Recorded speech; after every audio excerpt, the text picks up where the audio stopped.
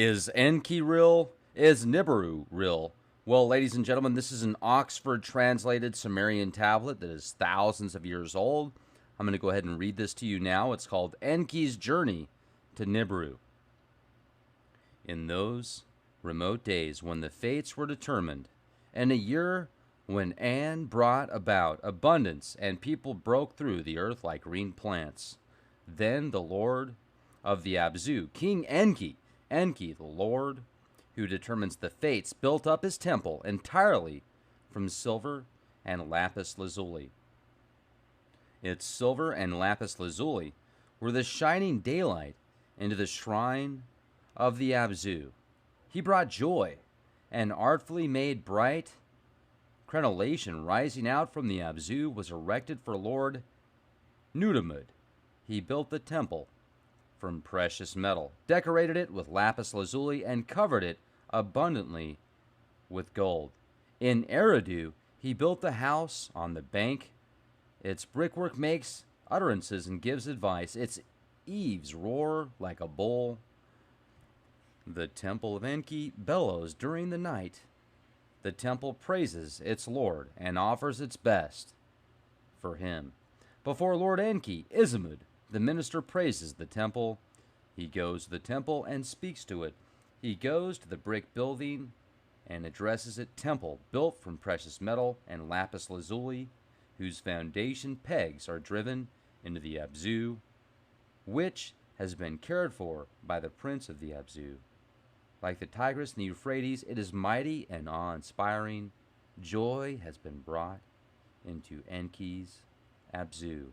Your lock has no rival. Your bolt is a fearsome lion. Your roof beams are the bull of heaven, and artfully made bright headgear. Your reed mats are like lapis lazuli, decorating the roof beams.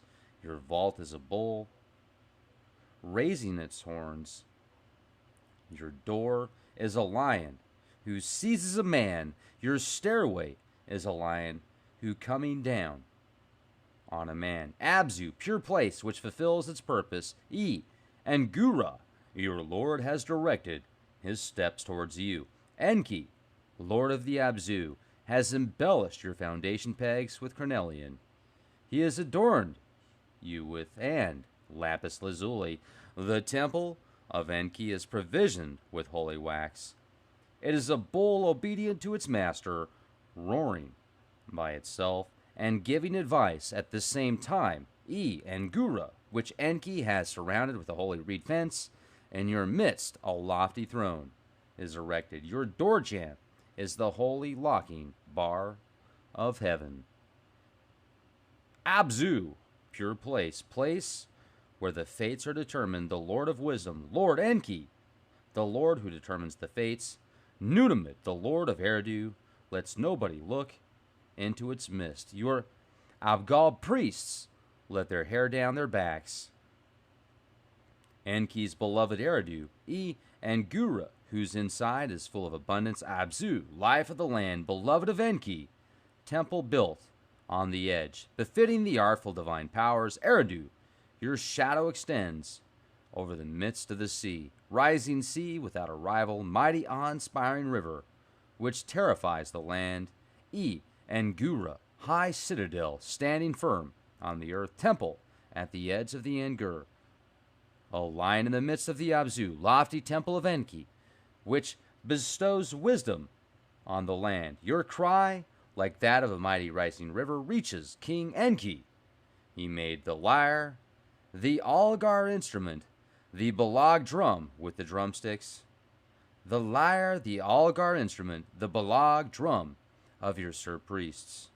Your lyre and Algar instrument, the Balag drum with the drumsticks. The lyre, the Algar instrument, the Balag drum, and even the plectrum, the Hahar, the Sabatum, and the Miritum instruments offer their best for his holy temple. They resounded by themselves with a sweet sound. The holy Algar, instrument of Enki, played for him. On his own 7 singers sang. Tiki drums resounded when Enki says. What Enki says is irrefutable, is well established. This is what Ismud spoke to the brick building he praised, the E and Gura with sweet songs. As it has been built, as Enki has raised Eridu up, it is an artfully built mountain which floats on the water. His shrine spreads out into the reed beds, birds brood in its green orchards, nanu, laden with fruit. The Sahur carp play among the honey herbs, and the Estub carp dart among the small gizzy reeds. When Enki rises, the fish rise before him like waves. He has the Abzu stand as a marvel, as he brings joy into the Ngur. Like the sea, he is awe-inspiring. Like a mighty river, he instills fear. The Euphrates rises before him, as it does before the fierce south wind. His punting pole is Nara. Mdudu, his oars are the small reeds. When Enki embarks, the year will be full of abundance. The ship parts of its own accord, with tow rope held by itself. As he leaves the temple of Eridu, the river gurgles to its lord. It sounds as a calf's mooing, the mooing of a good cow. Enki had oxen slaughtered and had sheep offered there lavishly. Where there were no ala drums, he installed some in their places. Where there were no bronze oob drums, he dispatched some to their places. He directed his steps on his own to Nibiru and entered the temple terrace, the shrine of Nibiru. Enki reached for the beer. He reached for the liquor. He had liquor poured into big bronze containers and had emmer wheat beer pressed out in kookaroo containers, which make the beer good. He mixed beer mash by adding date syrup to its taste. He made it strong.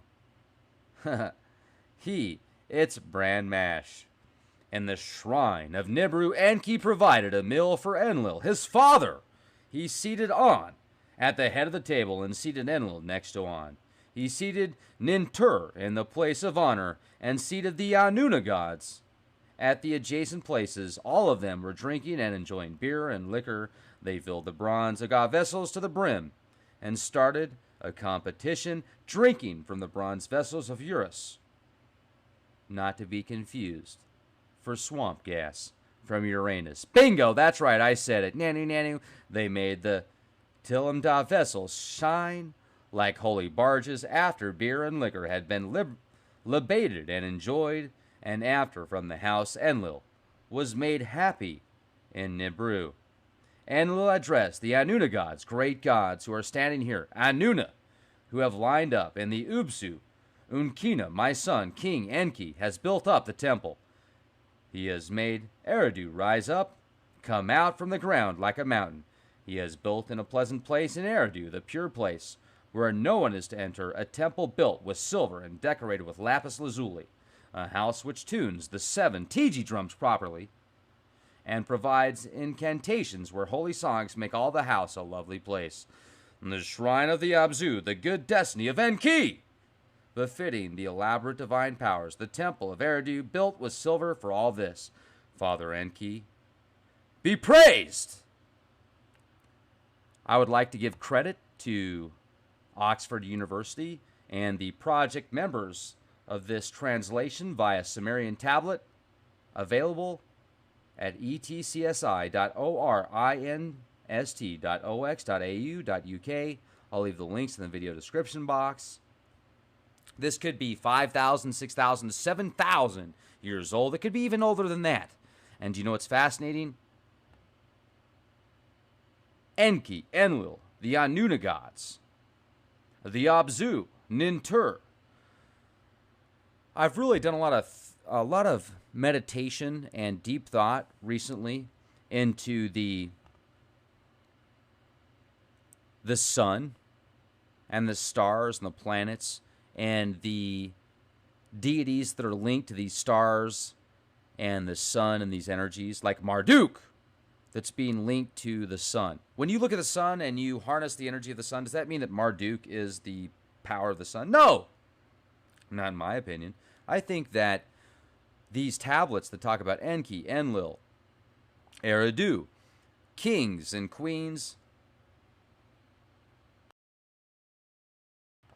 and those that are linked to specific celestial objects and gods and goddesses. I think that certain deities and certain kings and queens and pharaohs and those with power would connect themselves to the power of the sun or a star or a planet and say, "That is me. I am the sun. I am Marduk. Pray to me when you say Amen, Amen, Amen. You are praying to me." Well, if you believe that, then I feel you are projecting and funneling energy into that. But that doesn't mean Marduk is the sun. Far from it, ladies and gentlemen. The sun of our solar system that powers plants, life, helps the world go round, literally, isn't controlled by Marduk, in my opinion. I feel that these tablets and aristocrats would take a scribe, pay them a lot of money, and say, "Hey, I want you to connect the sun to me because I am king, and people should worship me because I am the divination of the sun of our solar system. I provide life to all of you." I feel that has been manipulated by money, by power, by greed, and as well as ignorance, because people need to understand that a 7,000-year-old tablet, just because it's 7,000 years old, just because it's 70,000 years old, doesn't make it true. It could be a 70,000-year-old National Enquirer, not National Geographic. And some feel that the National Geographic is sometimes parallel to the National Enquirer. You know, it's just a matter of opinion. But once again, give credit to where credit is due. Thank you very much, Oxford University and scholars, for translating this Enki to Nibiru. What is Nibiru? Where is Nibiru? Is Nibiru actually just an ancient Sumerian city? And is Nibiru different than Nibiru? Where's the data? I want to see some solid data to Nibiru. And what is Nibiru? Is Nibiru just a city? Is Nibiru just somebody's imagination? Is Nibiru a giant hoax? Or is Nibiru actually a spaceship? I mean, look at these weird Sumerian tablets that show these planets and stars and then this weird spaceship with Anu, sometimes Anu and Enki, Enlil, piloting the vessel. I think that Nibiru, or that symbol that is in these ancient tablets, is some type of spaceship. Now, that's just my opinion, and you can take with it what you want. It's an opinion. You know what opinions are worth, don't you? They're not worth that much. Let's just put it that way. But question everything. Be the change you want to see. Make sure to subscribe to leakproject.com. Become a premium member. And also go to youtube.com/clandestine time lord. Make sure to hit the subscribe button, hit the like button, hit the share button. If you want to become a premium member at leakproject.com, you'll get access to over 1,200 podcasts, downloadable, streamable, ad-free, and dozens of premium podcasts only available for premium members. There's a special right now. It's like $4 and some change a month, or $50 for the year. If you want to just do it month to month, it's $10 a month. Or you can always listen to the shows at youtube.com/clandestine time lord. But if you go to leakproject.com, you'll get access to even more. That is my shameless plug. Be excellent to each other. You know, I think I'm going to talk for just a few more seconds here, because in just a moment, it's going to hit 11:11. Right now, it's 11:10. Who controls the past now controls the future. Who controls the past now controls the future. Who controls the present now? Now justified. Rage Against the Machine. These dudes definitely know what's going on. And they knew 20 years ago. 25 years ago. I remember listening to these cats when I was like 15. Rage Against the Machine. It's 11:11. Be the change you want to see.